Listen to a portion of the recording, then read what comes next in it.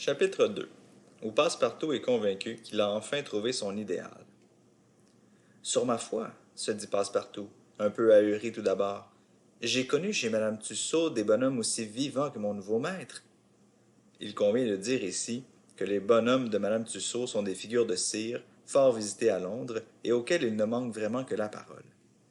Pendant les quelques instants qu'il venait d'entrevoir Phileas Fogg, Passepartout avait rapidement, mais soigneusement, examiné son futur maître. C'était un homme qui pouvait avoir 40 ans, de figure noble et belle, haut de taille, qui ne déparait pas un léger embonpoint, blond de cheveux et de favoris, front uni sans apparence de rides aux tempes, figure plutôt pâle que colorée, dents magnifiques. Il paraissait posséder au plus haut degré ce que les physionomistes appellent le repos dans l'action, faculté commune à tous ceux qui font plus de besogne que de bruit. Calme, flegmatique, l'œil pur, la paupière immobile, c'était le type achevé de ces Anglais à sang-froid qui se rencontrent assez fréquemment dans le Royaume-Uni et dont Angelica Kauffman a merveilleusement rendu sous son pinceau l'attitude un peu académique.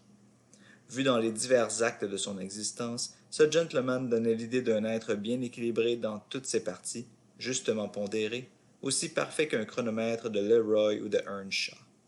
C'est qu'en effet, Phileas Fogg était l'exactitude personnifiée. Ce qui se voyait clairement à l'expression de ses pieds et de ses mains, car chez l'homme, aussi bien que chez les animaux, les membres eux-mêmes sont des organes expressifs des passions. Phileas Fogg était de ces gens mathématiquement exacts, qui, jamais pressés et toujours prêts, sont économes de leurs pas et de leurs mouvements. Il ne faisait pas une enjambée de trop, allant toujours par le plus court. Il ne perdait pas un regard au plafond. Il ne se permettait aucun geste superflu. On ne l'avait jamais vu ému ni troublé. C'était l'homme le moins hâté du monde, mais il arrivait toujours à temps. Toutefois, on comprendra qu'il vécut seul et pour ainsi dire en dehors de toute relation sociale. Il savait que dans la vie, il faut faire la part des frottements, et comme les frottements retardent, il ne se frottait à personne. Quant à Jean, dit Passepartout, un vrai Parisien de Paris, depuis 5 ans qu'il habitait l'Angleterre et y faisait à Londres le métier de valet de chambre, il avait cherché vainement un maître auquel il pût s'attacher. Passepartout n'était point un de ces frontins ou mescarilles qui, les épaules hautes, le nez au vent, le regard assuré, l'œil sec, ne sont que d'impudents drôles. Non. Passepartout était un brave garçon, de physionomie aimable, aux lèvres un peu saillantes, toujours prêt à goûter ou à caresser, un être doux et serviable, avec une de ces bonnes têtes rondes que l'on aime avoir sur les épaules d'un ami. Il avait les yeux bleus, le teint animé, la figure assez grasse pour qu'il pût lui-même voir les pommettes de ses joues, la poitrine large, la taille forte, une musculature vigoureuse, et il possédait une force herculéenne que les exercices de sa jeunesse avaient admirablement développée. Ses cheveux bruns étaient un peu rageurs. Si les sculptures de l'Antiquité connaissaient 18 façons d'arranger la chevelure de Minerve, Passepartout n'en connaissait qu'une pour disposer la sienne. 3 coups de démêloir et il était coiffé. De dire si le caractère expansif de ce garçon s'accorderait avec celui de Phileas Fogg, c'est ce que la prudence la plus élémentaire ne permet pas. Passepartout serait-il ce domestique foncièrement exact qu'il fallait à son maître? On ne le verrait qu'à l'user. Après avoir eu, on le sait, une jeunesse assez vagabonde, il aspirait au repos. Ayant entendu vanter le méthodisme anglais et la froideur proverbiale des gentlemen, il vint chercher fortune en Angleterre. Mais jusqu'alors, le sort l'avait mal servi. Il n'avait pu prendre racine nulle part. Il avait fait 10 maisons. Dans toutes, on était fantasque, inégal, coureur d'aventure ou coureur de pays, ce qui ne pouvait plus convenir à Passepartout. Son dernier maître, le jeune Lloyd Longsferry, membre du Parlement, après avoir passé ses nuits dans les oyster rooms d'Haymarket, rentrait trop souvent au logis sur les épaules des policemen. Passepartout, voulant avant tout pouvoir respecter son maître, risqua quelques respectueuses observations qui furent mal reçues, et il rompit. Il apprit, sur les entrefaites, que Phileas Fogg, Esquire, cherchait un domestique. Il prit des renseignements sur ce gentleman. Un personnage dont l'existence était si régulière, qui ne découchait pas, qui ne voyageait pas, qui ne s'absentait jamais, pas même un jour, ne pouvait que lui convenir. Et se présenta et fut admis dans les circonstances que l'on sait. Passepartout, 11h30 étant sonné, se trouvait donc seul dans la maison de Saville Row. Aussitôt il en commença l'inspection. Il la parcourut de la cave au grenier. Cette maison propre, rangée, sévère, puritaine, bien organisée pour le service, lui plut. Elle lui fit l'effet d'une belle coquille de colimaçon, mais d'une coquille éclairée et chauffée au gaz, car l'hydrogène carburé y suffisait à tous les besoins, de lumière et de chaleur. Passepartout trouva sans peine, au second étage, la chambre qui lui était destinée. Elle lui convint. Des timbres électriques et des tuyaux acoustiques la mettaient en communication avec les appartements de l'entresol et du premier étage. Sur la cheminée, une pendule électrique correspondait avec la pendule de la chambre à coucher de Phileas Fogg, et les deux appareils battaient au même instant, la même seconde. « cela me va, se dit Passepartout. Il remarqua aussi dans sa chambre une notice affichée au-dessus de la pendule. C'était le programme du service quotidien.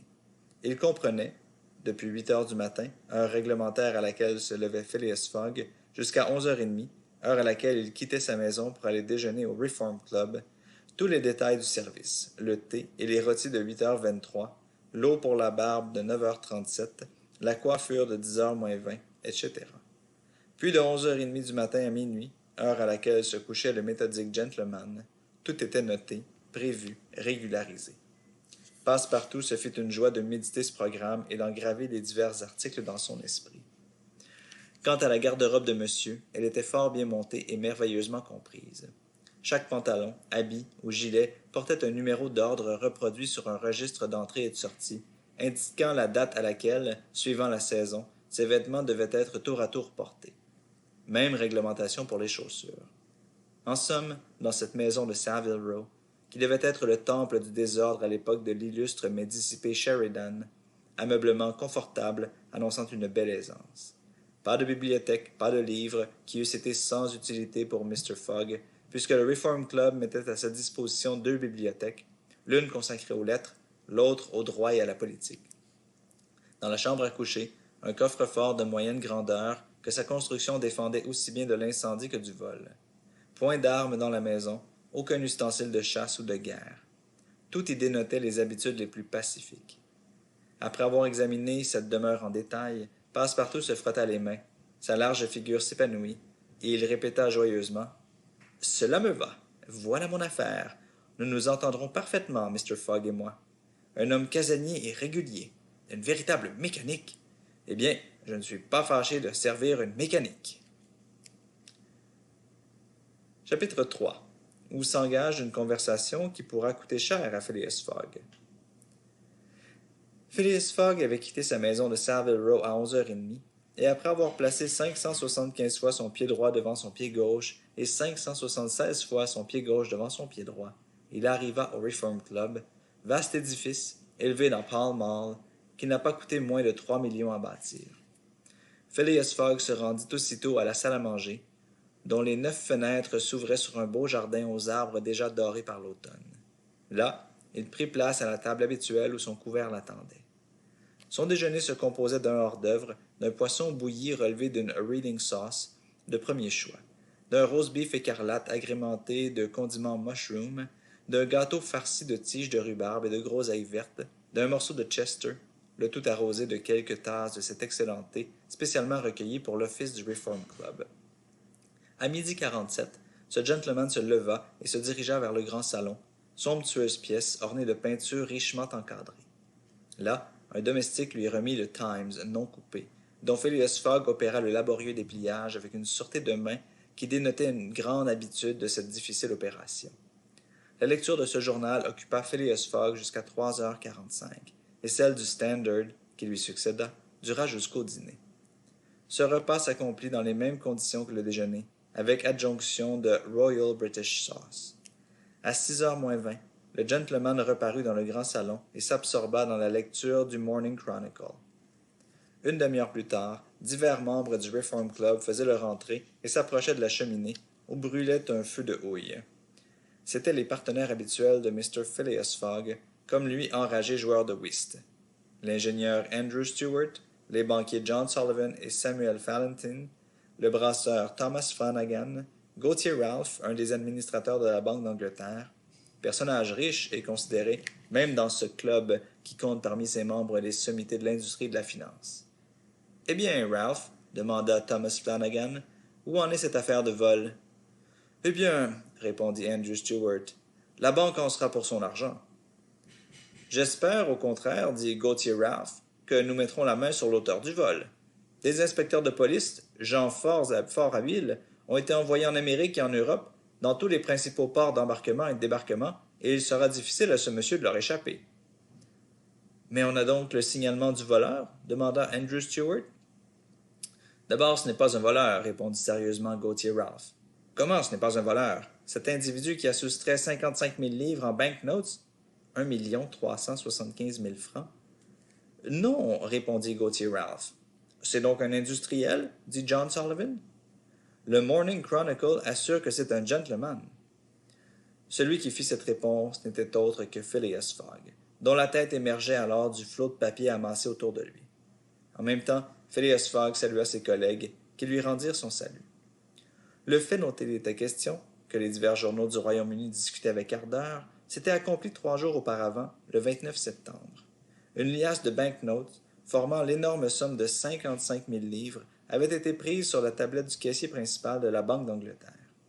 À qui s'étonnait qu'un tel vol eût pu s'accomplir aussi facilement, le sous-gouverneur Gauthier Ralph se bornait à répondre qu'à ce moment même, le caissier s'occupait d'enregistrer une recette de 3 shillings 6 pence et qu'on ne saurait avoir l'œil à tout. Mais il convient de faire observer ici, ce qui rend le fait plus explicable, que cet admirable établissement de Bank of England paraît se soucier extrêmement de la dignité du public. Point de garde, point d'invalide, point de grillage. L'or, l'argent, les billets sont exposés librement et pour ainsi dire à la merci du premier venu. On ne saurait mettre en suspicion l'honorabilité d'un passant quelconque. Un des meilleurs observateurs des usages anglais raconte même ceci. Dans une des salles de la banque où il se trouvait un jour, il eut la curiosité de voir de plus près un lingot d'or pesant 7 à 8 livres, qui se trouvait exposé sur la tablette du caissier. Il prit ce lingot, l'examina, le passa à son voisin, celui-ci à un autre, si bien que le lingot, de main en main, s'en alla jusqu'au fond d'un corridor obscur et ne revint qu'une demi-heure après reprendre sa place, sans que le caissier eût seulement levé la tête. Mais le 29 septembre, les choses ne se passèrent pas tout à fait ainsi. La liasse de banknotes ne revint pas, et quand la magnifique horloge, posée au-dessus du drawing office, sonna à 5 heures la fermeture des bureaux, la Banque d'Angleterre n'avait plus qu'à passer 55 000 livres par le compte de profits et pertes. Le vol bien et dûment reconnu, des agents des détectives, choisis parmi les plus habiles, furent envoyés dans les principaux ports, à Liverpool, à Glasgow, au Havre, à Suez, à Brindisi, à New York, etc., avec promesse, en cas de succès, d'une prime de 2 000 livres, 50 000 francs, et 5 de la somme qui serait retrouvée. En attendant les renseignements que devait fournir l'enquête immédiatement commencée, ces inspecteurs avaient pour mission d'observer scrupuleusement tous les voyageurs en arrivée ou en partance. Or, précisément, ainsi que le disait le Morning Chronicle, on avait lieu de supposer que l'auteur du vol ne faisait partie d'aucune des sociétés de voleurs d'Angleterre. Pendant cette journée du 29 septembre, un gentleman bien mis, de bonne manière, l'air distingué, avait été remarqué, qui allait et venait dans la salle des paiements, théâtre du vol. L'enquête avait permis de refaire assez exactement le signalement de ce gentleman, signalement qui fut aussitôt adressé à tous les détectives du Royaume-Uni et du continent. Quelques bons esprits, et Gauthier Ralph était du nombre, se croyaient donc fondés à espérer que le voleur n'échapperait pas. Comme on le pense, ce fait était à l'ordre du jour à Londres et dans toute l'Angleterre. On discutait, on se passionnait, pour ou contre les probabilités du succès de la police métropolitaine. On ne s'étonnera donc pas d'entendre les membres du Reform Club traiter la même question, d'autant plus que l'un des sous-gouverneurs de la banque se trouvait parmi eux. L'honorable Gauthier Ralph ne voulait pas douter du résultat des recherches, estimant que la prime offerte devrait singulièrement aiguiser le zèle et l'intelligence des agents. Mais son collègue, Andrew Stewart, était loin de partager cette confiance. La discussion continua donc entre les gentlemen qui s'étaient assis à une table de whist. Stewart devant Flanagan, Fallentin devant Phileas Fogg. Pendant le jeu, les joueurs ne parlaient pas, mais entre les robres, la conversation interrompue reprenait de plus belle. « Je soutiens, dit Andrew Stewart, que les chances sont en faveur du voleur, qui ne peut manquer d'être un habile homme. »« Allons donc, répondit Ralph. Il n'y a plus un seul pays dans lequel il puisse se réfugier. Par exemple? Où voulez-vous qu'il aille? Je n'en sais rien, répondit Andrew Stewart, mais après tout, la terre est assez vaste. Elle l'était autrefois, dit à mi-voix Phileas Fogg. Puis, à vous de couper, monsieur. ajouta-t-il en présentant les cartes à Thomas Flanagan. La discussion fut suspendue pendant le robre, mais bientôt Andrew Stuart la reprenait, disant « Comment autrefois? Est-ce que la Terre a diminué par hasard? » « Sans doute, répondit Gauthier Ralph. Je suis de l'avis de Mr. Fogg. La Terre a diminué, puisqu'on la parcourt maintenant 10 fois plus vite qu'il y a 100 ans. Et c'est ce qui, dans le cas dont nous nous occupons, rendra des recherches plus rapides. Et rendra plus facile aussi la fuite du voleur. À vous de jouer, Monsieur Stuart, dit Phileas Fogg. Mais l'incrédule Stuart n'était pas convaincu et la partie achevée. Il faut avouer, Monsieur Ralph, reprit-il, que vous avez trouvé là une manière plaisante de dire que la Terre a diminué. Ainsi, parce qu'on en fait maintenant le tour en 3 mois. En 80 jours seulement, dit Phileas Fogg. En effet, messieurs, ajouta John Sullivan, 80 jours, depuis que la section entre Rawtale et Allahabad a été ouverte sur le Great Indian Peninsular Railway. Et voici le calcul établi par le Morning Chronicle. De Londres à Suez par le Mont Cenis et Brindisi Railway et paquebot, 7 jours. De Suez à Bombay, paquebot, 13. De Bombay à Calcutta Railway, 3. De Calcutta à Hong Kong, Chine, paquebot, 13. De Hong Kong à Yokohama, Japon, paquebot, 6. De Yokohama à San Francisco, paquebot, 22. De San Francisco à New York, Railroad, 7. De New York à Londres, paquebot et railway, 9. Total, 80 jours. Oui, 80 jours, s'écria Andrew Stuart, qui par inattention coupa une carte maîtresse, mais non compris le mauvais temps, les vents contraires, les naufrages, les déraillements, etc. Tout compris, répondit Phileas Fogg en continuant de jouer, car cette fois la discussion ne respectait plus le whist. Même si les hindous ou les Indiens enlèvent les rails? Même si les hindous ou les Indiens enlèvent les rails, s'écria Andrew Stuart, s'ils arrêtent les trains, pillent les fourgons, scalpent les voyageurs? Tout compris, répondit Phileas Fogg, qui, abattant son jeu, ajouta « 2 à tout mettre ».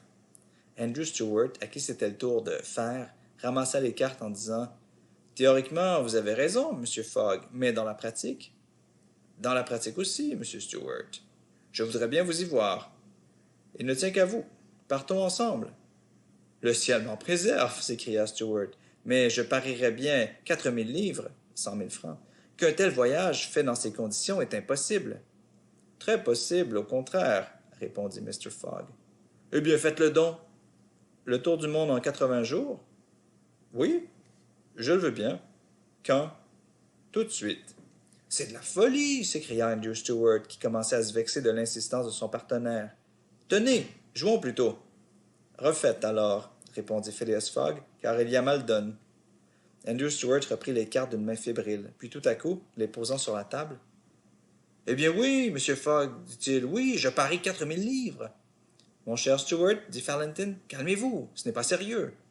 Quand je dis je parie, répondit Andrew Stuart, c'est toujours sérieux. Soit, dit Mr. Fogg. Puis, se tournant vers ses collègues, j'ai 20 000 livres, 500 000 francs, déposés chez Baring Frères. Je les risquerai volontiers. 20 000 livres, s'écria John Sullivan. 20 000 livres qu'un retard imprévu peut vous faire perdre. L'imprévu n'existe pas, répondit simplement Phileas Fogg.